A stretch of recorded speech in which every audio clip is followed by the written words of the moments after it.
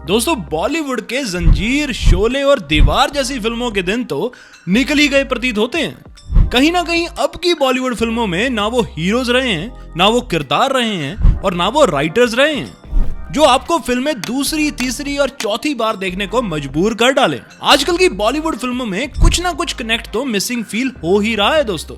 और जब से इंडस्ट्री के तीनों खान्स थोड़े एज्ड होने शुरू हुए हैं तो उनके बूट्स को फिल इन करने के लिए बॉलीवुड को अभी तक कोई चमकता सितारा नहीं मिला है जिनको देखकर आपके दिमाग में एक हीरो वाली इमेज बन सके।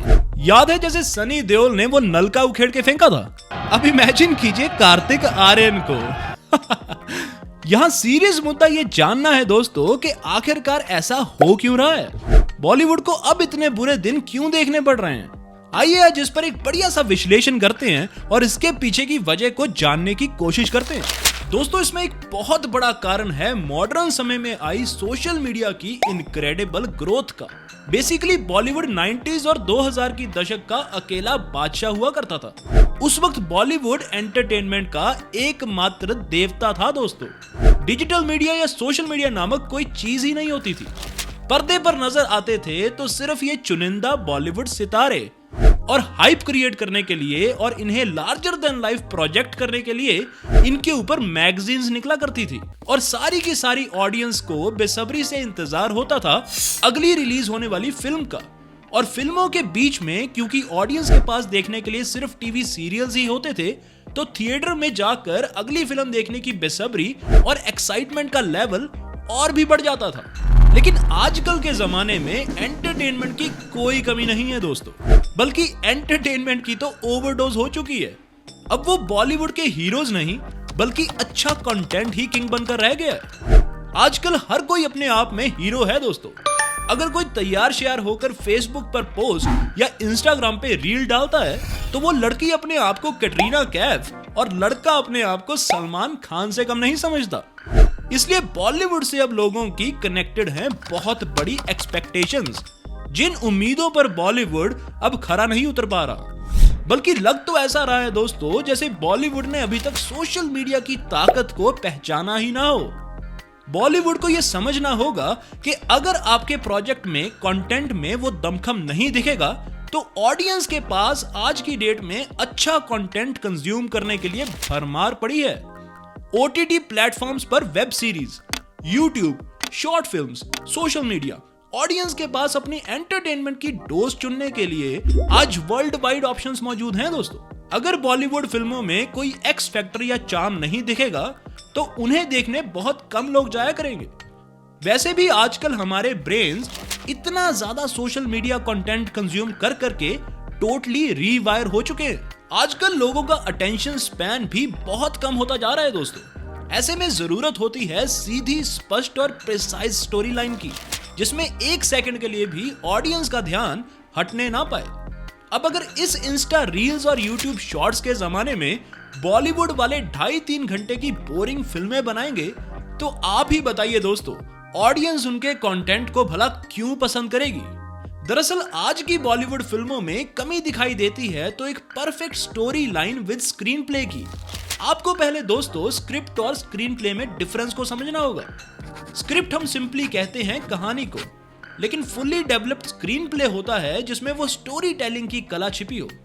कौन सा किरदार कैसा होगा, उसकी इमोशंस कैसी होंगी, सीन का बैकड्रॉप क्या होगा, सीन बाय सीन कहानी आगे कैसे बढ़ेगी। एक अच्छी फिल्म बनाने से पहले फिल्म की गाइड यानी कि स्क्रीन प्ले को बनाया जाता है।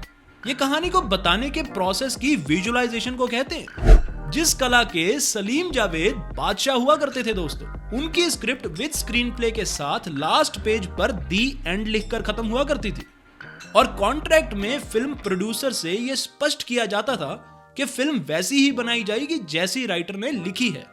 लेकिन आजकल के प्रोड्यूसर्स, फिल्म मेकर और बड़े एक्टर्स असली स्क्रिप्ट का तो चीर हरण ही कर देते हैं।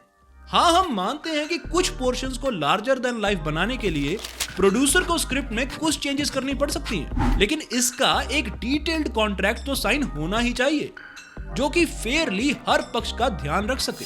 लेकिन सोर्सेज की माने दोस्तों तो बॉलीवुड में ऐसा कोई फेयर कॉन्ट्रैक्ट मौजूद ही नहीं। यहाँ पर राइटर से उसकी इंटेलेक्चुअल प्रॉपर्टी यानी कि उसकी स्क्रिप्ट सीधा सीधा खरीद ली जाती है इन टर्म्स के ऊपर कि अब फिल्म मेकर्स उसमें जरूरत पड़ने पर जहां जो भी चेंजेस करना चाहें वो फ्रीली कर सके। और शायद इसी फ्रीडम के कारण इम्प्रोवाइजेशन के नाम पर इन फिल्मों का भरथा बन जाता है। शायद आपने भी लाल सिंह चड्ढा और ब्रह्मास्त्र जैसी फिल्मों में ये कमी फील की होगी, जैसे कि कहानी की एक रफ स्क्रिप्टिंग के बाद पूरा डेवलप्ड स्क्रीन प्ले तैयार ही ना किया गया हो और बस ठोक बजाकर फिल्म बना दी हो। और शायद इसी को ये लोग इम्प्रोवाइजेशन का नाम देते हैं। जंजीर और शोले जैसी फिल्मों में कहानी के साथ fully developed screen play scene by scene तैयार किया जाता था। ये हाथ हमको दे ठाकुर। कास्टिंग भी मेरिट के हिसाब से उन किरदारों को मद्देनजर रखते हुए ही होती थी। डायलॉग्स बोलने तक के अंदाज को एक्टर्स के साथ शेयर किया जाता था और स्क्रिप्ट और स्क्रीन प्ले एक फिनिश्ड आउटकम के रूप में प्रोड्यूसर को मिलता था। लेकिन आजकल बॉलीवुड में रिवाज है एक्चुअल स्क्रिप्ट की इम्प्रोवाइजेशन के नाम पर कुछ का कुछ ही बना डालने का। तो इसी वजह से शायद ना तो फिल्म की स्टोरी में वो दम दिखाई देता है और फेवरेटिज्म की वजह से ना तो कास्टिंग में दम दिखाई देता है। अब आप खुद ही सोचिए दोस्तों, हिंदुस्तान में हर एक सपना देखता है हीरो बनने का और ना जाने कितने लोग कितने सालों से मुंबई के स्टेशन पर उतरते हैं अपने आप को प्रूव करने के लिए। लेकिन इन सब का अंजाम क्या होता है दोस्तों? क्या हमारे सामने पिछले 15-20 सालों में किसी एक टैलेंट की भी स्टोरी निकल कर आई है? क्या किसी टैलेंट को जिसके मुंबई में कोई कनेक्शंस ना हो सीधी सीधी रिकॉग्निशन मिलती है? तो यहाँ पर एक इंटरेस्टिंग सवाल निकल कर आता है दोस्तों कि क्या बॉलीवुड में देश की 150 करोड़ जनता में से टैलेंट को अट्रैक्ट करने के लिए कोई सेट प्रोसीजर्स बनाना इतना मुश्किल काम है क्या? क्या टैलेंट को शॉर्टलिस्ट करके मेरिट पे उसको मौका देना बॉलीवुड में संभव ही नहीं है? अरे जहां पर नवाजुद्दीन सिद्दीकी जैसे बेहतरीन एक्टर को भी दशक लग गए हों अपना लोहा जमाने में। मुझे बड़ा मजा आता है जब कोई डरता है, पता चलता है उसे अपनी जिंदगी की परवाह है, और जिसे जिंदगी की परवाह होती है माँ कसम मारने का मजा उसी का आता है। वहां के सिस्टम के तो क्या ही कहने दोस्तों। तो क्या मुंबई में टैलेंट प्रोग्रेशन के लिए कुछ सेट पाथवेज बनाए गए हैं जहां पर कोई भी फ्रीली जाकर अपना हुनर दिखा सके और अगर उसके हुनर में दम हो तो उसे फेयरली मेरिट पर काम मिल सके? तो सच्चाई यही है दोस्तों कि आज की डेट में जी नहीं, ऐसी कोई उम्मीद हमें मुंबई में दिखाई नहीं देती। लोगों को जाकर 2-3 साल ऐसे ही ऑफिस से ऑफिस धक्के खाने पड़ते हैं और फिर वो लोग वापस अपने घर को लौट जाते हैं। मेरा कहने का मकसद सिर्फ इतना है दोस्तों कि ऐसे 3-4 सेट पाथवेज तो हों जहां टैलेंट को टेस्ट करके फेयरली मापा जा सके। जैसे हर चीज का एंट्रेंस एग्जाम होता है, एक सेट प्रोसीजर होता है, तो क्या बॉलीवुड इतनी भीड़ में छुपे रियल टैलेंट को निकालने के लिए कोई स्टैंडर्ड ऑपरेटिंग प्रोसीजर्स को फॉलो कर रहा है कि नहीं? इसीलिए बॉलीवुड का कंटेंट कई इंडिविजुअल यूट्यूब क्रिएटर्स के कंटेंट तक से निचले स्तर का होता जा रहा है। अब ऑडियंस का एवरेज और सिर्फ बढ़िया से काम नहीं चलता। आजकल जहां अटेंशन स्पैन इतना कम हो चुका है वहां सिर्फ एक्स्ट्रा ऑर्डिनरी काम ही चल पाता है दोस्तों। और एक्स्ट्रा ऑर्डिनरी काम करने के लिए फिल्म मेकिंग के हर एस्पेक्ट को मास्टर करना होता है, जिसमें साउथ की फिल्म इंडस्ट्री आज बॉलीवुड से कोसों आगे है।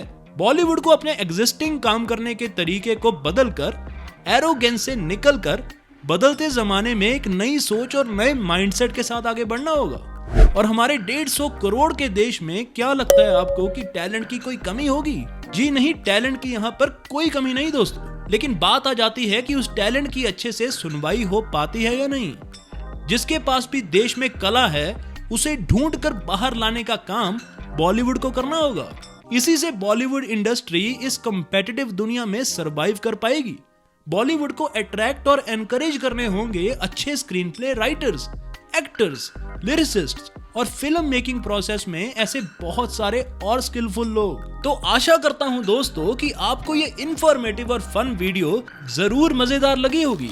अलग अलग टॉपिक्स पर और इंटरेस्टिंग वीडियोस देखने के लिए सब्सक्राइब कीजिए आपके अपने चैनल अब सीखेगा इंडिया को। इस वीडियो को लाइक और शेयर जरूर कीजिएगा। वीडियो में यहां तक बने रहने के लिए आपका तहे दिल से बहुत बहुत धन्यवाद दोस्तों।